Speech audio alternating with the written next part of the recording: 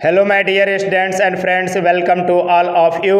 मैं हूं प्रमोद सिंह यादव और आप सभी देख रहे हैं YouTube channel study with Pramod. My dear students, आप सभी लोगों को मैं काइंड्स ऑफ प्रोनाउन डे 1 में आप सभी लोगों को पर्सनल प्रोनाउन के बारे में मैंने बताया था और पर्सनल प्रोनाउन के जो सब काइंड्स होते हैं, फर्स्ट पर्सन, सेकंड पर्सन और थर्ड पर्सन, इसके बारे में मैं आप सभी लोगों को बताया था।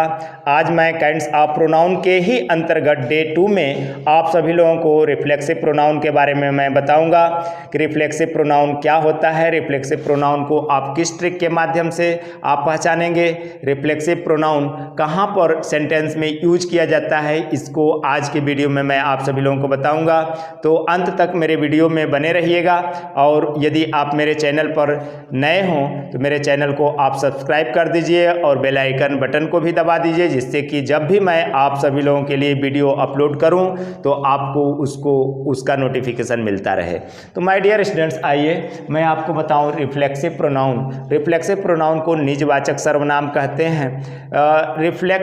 रिफ्लेक्सिव वर्ड पर हम आते हैं। रिफ्लेक्सिव का यह जो वर्ड है आपका रिफ्लेक्शन से बना है, रिफ्लेक्ट से बना है।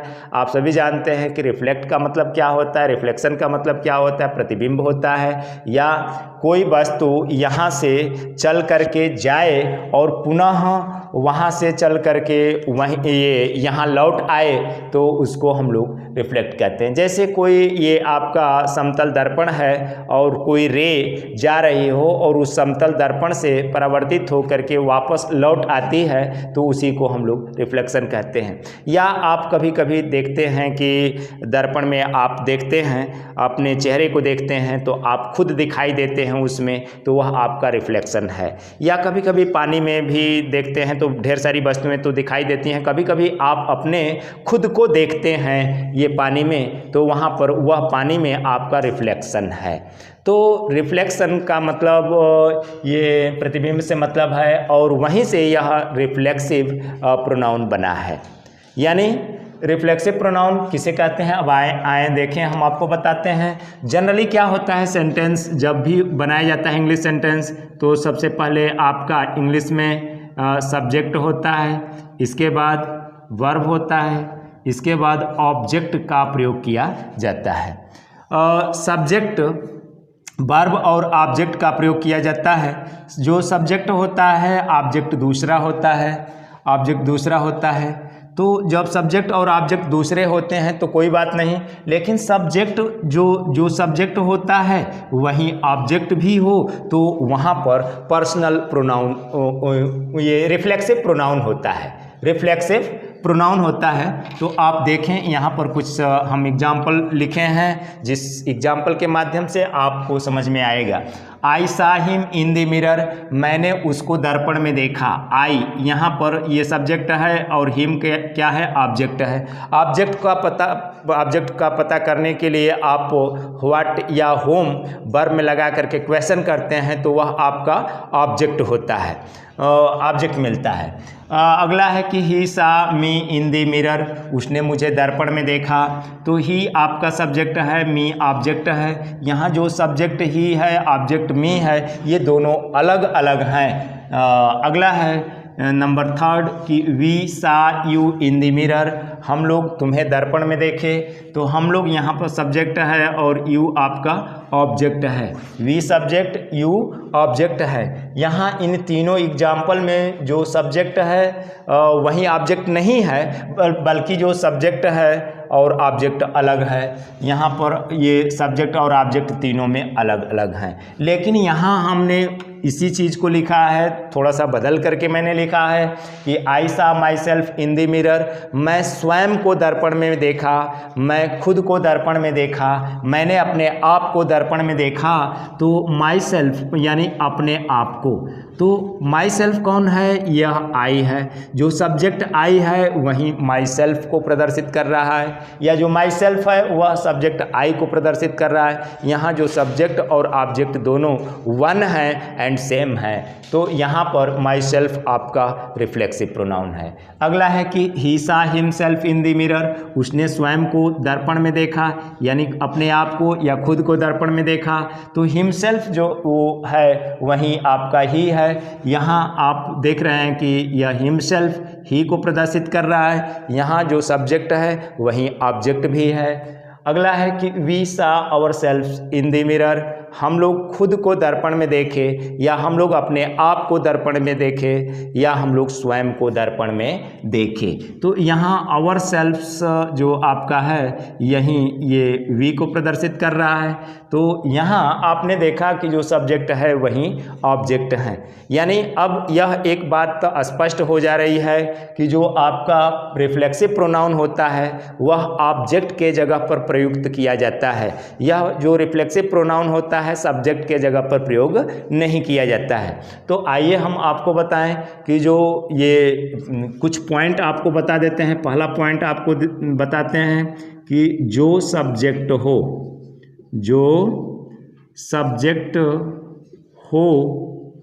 वहीं ऑब्जेक्ट हो तो रिफ्लेक्सिव प्रोनाउन होता है। रिफ्लेक्सिव प्रोनाउन होता है। रिफ्लेक्सिव प्रोनाउन होता है, जो सब्जेक्ट हो वहीं ऑब्जेक्ट को भी प्रदर्शित करे तो वहीं पर आपका रिफ्लेक्सिव प्रोनाउन होता है। दूसरा पॉइंट, इसी को हम आर करके बता रहे हैं, थोड़ा सा बदल करके हम बता रहे हैं। वही चीज़, इसी चीज़ को मैं बता रहा हूँ लेकिन थोड़ा सा बदल करके कि ताकि आपके दिमाग में बैठ जाए। वेयर सब्जेक्ट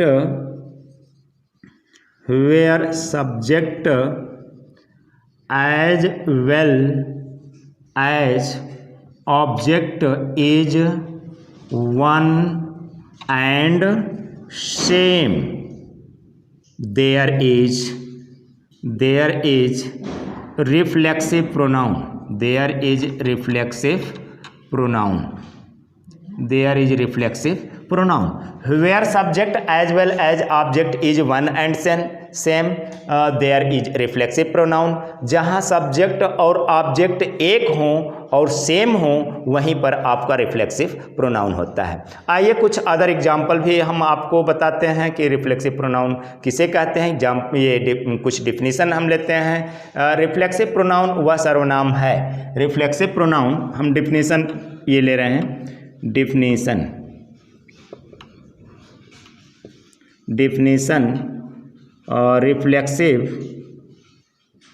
रिफ्लेक्सिव प्रोनाउन वह सर्वनाम है जिससे यह प्रकट हो कि कार्य का प्रभाव कर्ता यानी डूअर जिसको कहते हैं, कर्ता पर ही पड़ता है, किसी अन्य पर नहीं पड़ता है। किसी अन्य पर नहीं पड़ता है, कर्ता पर ही पड़ता है, उसे हम लोग रिफ्लेक्सिव प्रोनाउन कहते हैं। आइए अदर एग्जाम्पल हम कुछ लेते हैं। द बॉयज हिड देमसेल्व्स, लड़कों ने अपने आप को छिपा लिया।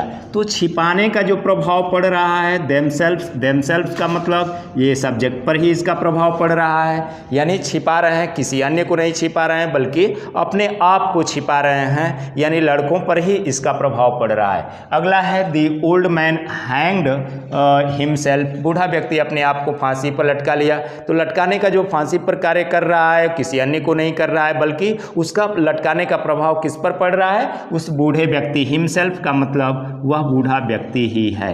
तो यहाँ पर हिमसेल्फ आपका रिफ्लेक्सिव प्रोनाउन है। अगला है कि if you do so you will hurt your self, यदि तुम ऐसा करोगे तो अपने आप को चोट पहुँचा लोगे, यानी अपने आप को चोट पहुँचा लोगे। यानी कौन, योर सेल्फ कौन है, यू है। जो चोट पहुँचाने का ये प्रभाव पड़ रहा है ये कर्ता पर ही पड़ रहा है, यू पर ही पड़ रहा है, तो योर सेल्फ आपका रिफ्लेक्सिव प्रोनाउन है। अगला है कि I covered my self with A blanket, मैंने अपने आप को एक कंबल से ढक लिया। तो ढकने का जो प्रभाव पड़ रहा है किस पर पड़ रहा है, माई सेल्फ, और माई सेल्फ कौन है, सब्जेक्ट है। तो आप देख रहे हैं कि रिफ्लेक्सिव प्रोनाउन वह सर्वनाम है जिससे यह प्रकट हो कि कार्य का प्रभाव कर्ता पर ही पड़ता है, किसी अन्य पर नहीं पड़ता है, या जो सब्जेक्ट होता है वही ऑब्जेक्ट होता है, उसी को हम लोग रिफ्लेक्सिव प्रोनाउन कहते हैं। या सब्जेक्ट और ऑब्जेक्ट दोनों वन एंड सेम होते हैं तो उसको हम लोग रिफ्लेक्सिव प्रोनाउन कहते हैं। अब यह रिफ्लेक्सिव जो प्रोनाउन होता है हमेशा ऑब्जेक्ट के ही जगह पर ही प्रयुक्त होता है।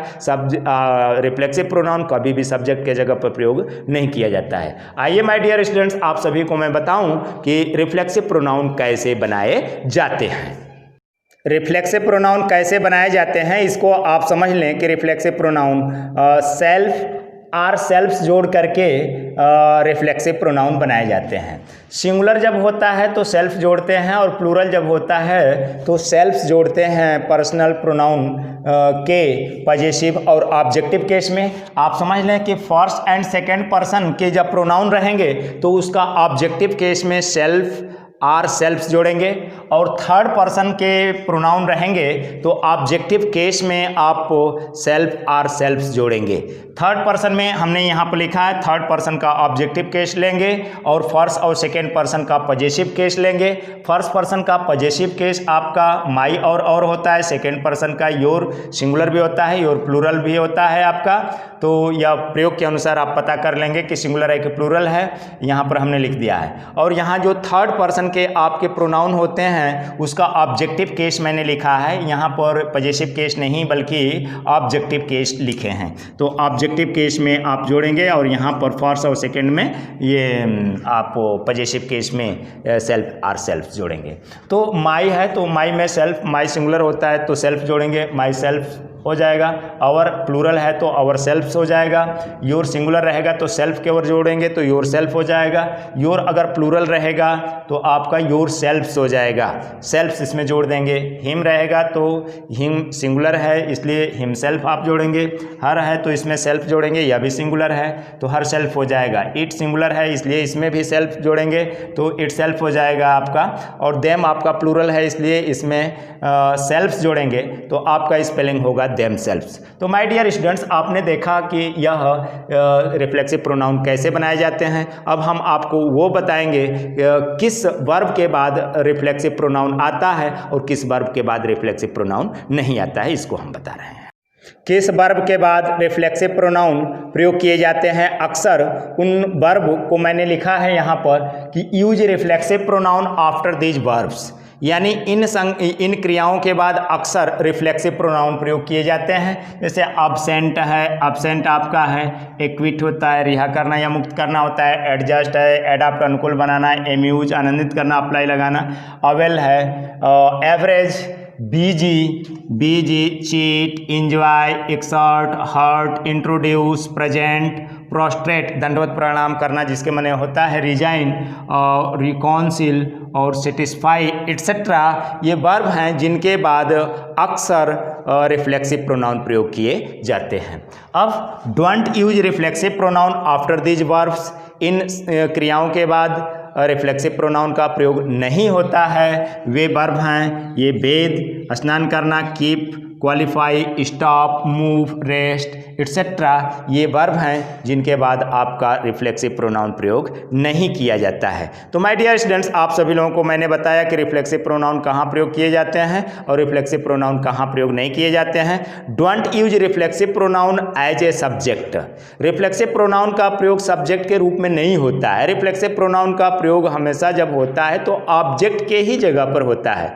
तो आज की वीडियो में बस इतना माय डियर स्टूडेंट्स। मेरी वीडियो आप सभी लोगों को पसंद आती हो तो प्लीज़ मेरे चैनल को सब्सक्राइब करें, लाइक करें और अधिक से अधिक शेयर करें, जिससे कि आपके अधिक से अधिक से फ्रेंड्स इसका लाभ उठा सकें। और हम मिलते हैं आपसे पुनः नेक्स्ट वीडियो में, तब तक के लिए जय हिंद, जय भारत।